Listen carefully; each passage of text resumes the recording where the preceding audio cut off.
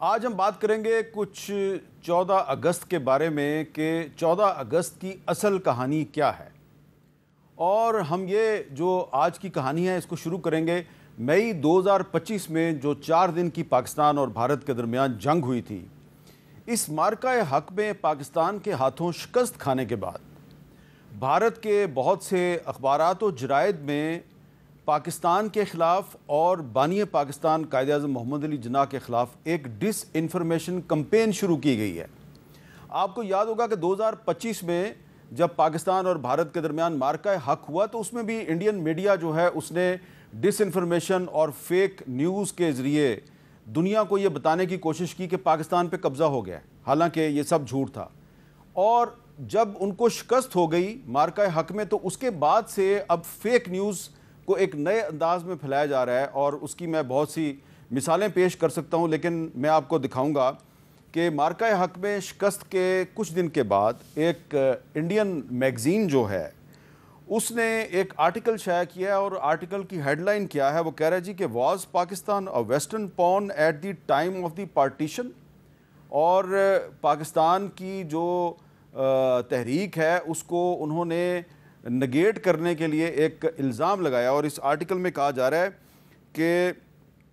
Great Britain deliberately supported the creation of Pakistan because it was needed by the West in the Cold War against Soviet Union. اور پھر آگے چل کے اس article میں کہا گیا محمد Ali Jinnah had managed to convince the British and the Americans that he alone was their friend in the subcontinent while the Hindu Congress was left oriented۔ یہ میں نے صرف چند لائنیں پڑھ کے سنائی ہیں آپ کو اس آرٹیکل میں سے، اور کیونکہ 14 اگست قریب آ رہا ہے تو 14 اگست کے قریب آنے سے پہلے ہی جو انڈین میڈیا ہے اس میں پاکستان کے خلاف اور بانی پاکستان کے خلاف ایک جھوٹا الزام لگایا جا رہا ہے، ایک فیک نیوز پھیلائی جا رہی ہے، اور اس آرٹیکل کی بنیاد بھی ایک کتاب ہے، اور اس کے علاوہ بھی کچھ کتابیں ہیں۔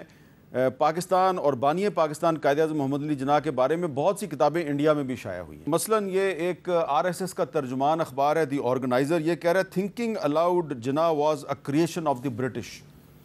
تو یہ جو الزام ہے کہ جناح جو ہیں قائد اعظم محمد علی جناح جو ہیں وہ ایک برٹش ایجنٹ تھے، یہ ان کی زندگی میں الزام لگاتے تھے کانگریس کے رہنما، اور آج تک یہ الزام لگایا جا رہا ہے۔ تو آج ہم آپ کو بتائیں گے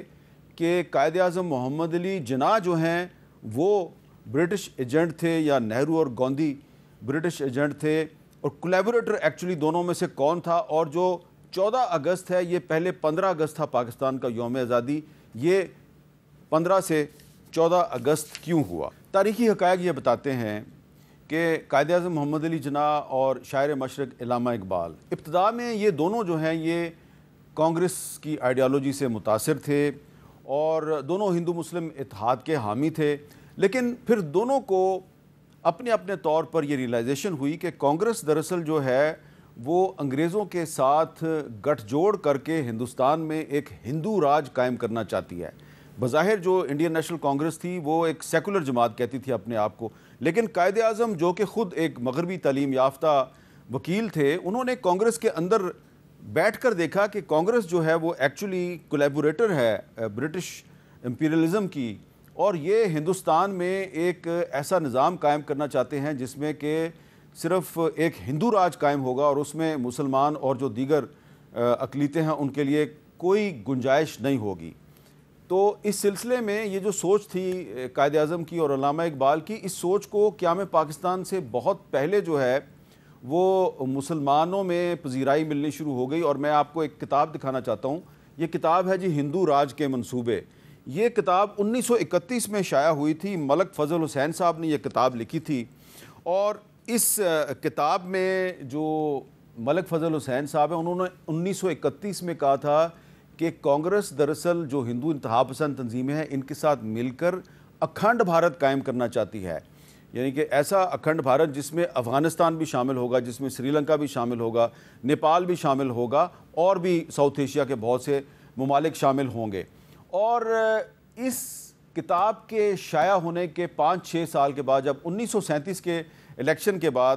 کانگریس جو ہے اس کو کچھ صوبوں میں اپنی حکومت بنانے کا موقع ملا، تو پھر کانگریس جو ہے اس نے کیا کیا کہ بندے ماترم جو کہ ایک ہندو گیت ہے جس میں کہ مسلمانوں کی توہین کی گئی ہے، ہندو ترانہ ہے، یہ بندے ماترم کو انہوں نے متحدہ ہندوستان کا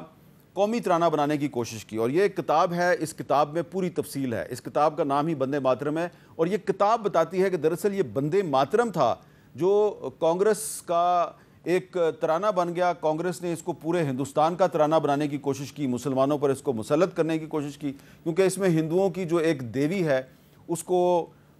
سب ہندوستان کے رہنے والوں کی ماں کے طور پہ پیش کرنے کی کوشش کی گئی۔ یہاں سے ہندوستان کے جو مسلمان ہیں ان کو یہ پتہ چلا کہ کانگریس دراصل ایک ہندو انتہا پسند تنظیم ہے۔ کچھ حقائق ایسے ہیں جن کو ہم جھٹلا نہیں سکتے، اور انڈین انڈیپینڈنس ایکٹ 1947 کے تحت یہ ایک حقیقت ہے کہ ہندوستان اور پاکستان 15 اگست کو قائم ہوئے، کیونکہ یہ انڈین انڈیپینڈنس ایکٹ میں لکھا ہوا تھا کہ یہ دونوں ملک ایک ہی دن آزاد ہوں گے، اور پھر 15 اگست کو یہ دونوں ملک قائم ہو گئے۔ پاکستان کا جو پہلا ڈاک ٹکٹ ہے، پاکستان کے پہلے ڈاک ٹکٹ پر بھی جو پاکستان کا یوم آزادی ہے وہ 15 اگست تحریر ہے، لیکن پھر یہ 15 اگست 14 اگست کیسے بنا یہ ہم آپ کو آگے چل کے بتائیں گے۔ جون 1948 میں جو پاکستان کی وفاقی کابینہ تھی جس کے سربراہ وزیر اعظم لیاقت علی خان تھے، اس نے سب سے پہلے یہ فیصلہ کیا کہ 15 اگست کی جگہ پہ 14 اگست کو پاکستان کا یوم آزادی ہونا چاہیے، اور اس کی بہت سی وجوہات تھیں، اور اس میں سے ایک وجہ یہ بھی تھی کہ 1947 میں جو پاکستان میں جو ٹرانسفر آف پاور ہوا تھا کراچی میں، وہ 14 اگست کو ہوا تھا۔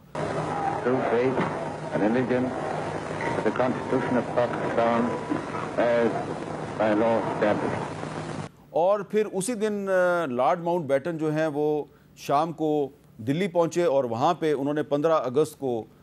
وہاں پہ ٹرانسفر آف پاور کیا تھا۔ تو ٹیکنیکلی پاکستان میں ٹرانسفر آف پاور 14 اگست کو ہوا تھا، اور جب 15 اگست کو رات 12 بجے بھارت جو ہے اس کے قیام کا اعلان ہو رہا تھا، تو اس وقت گھڑی کے مطابق پاکستان میں 11:30 بجے تھے، کیونکہ پاکستان کا وقت جو ہے وہ بھارت کے وقت سے 30 منٹ پیچھے ہے، تو پاکستان میں 11:30 بجے تھے، اور 11:30 بجے پاکستان میں بھی 14 اگست تھا۔ تو اس لحاظ سے پاکستان جو ہے وہ 14 اگست ہی کو قائم ہوا، لیکن اس کی اور بھی بہت سی وجوہات ہیں، اور سب سے اہم وجہ جو ہے وہ خود ہندوستان کے آخری وائس رائے لارڈ ماؤنٹ بیٹن نے اپنی ایک کتاب میں بتائی ہے، اور یہ کتاب جو ہے اس کا نام ہے Mountbatten and the partition of India. یہ ماؤنٹ بیٹن کا ایک بہت طویل انٹرویو ہے جو اس نے 2 امریکی صحافیوں لیری کولنز اور ڈومنیک لیپیرے کو دیا تھا۔ یہ کتاب کا ٹائٹل ہے، اس کتاب کو اب ایک نئے ٹائٹل کے ساتھ بھی شائع کیا گیا ہے، اور یہ جو کتاب ہے یہ جو تحریک پاکستان اور پولیٹیکل سائنس اور ہسٹری کے جو اسٹوڈنٹس ہیں اور پاکستان کے وہ شہری جن کو اپنی تاریخ میں دلچسپی ہے، ان کو یہ کتاب ضرور پڑھنی چاہیے۔ اس کتاب کے 2 حصے ہیں، دونوں حصے جو ہیں وہ ایک کمبائنڈ فارم میں بھی موجود ہیں۔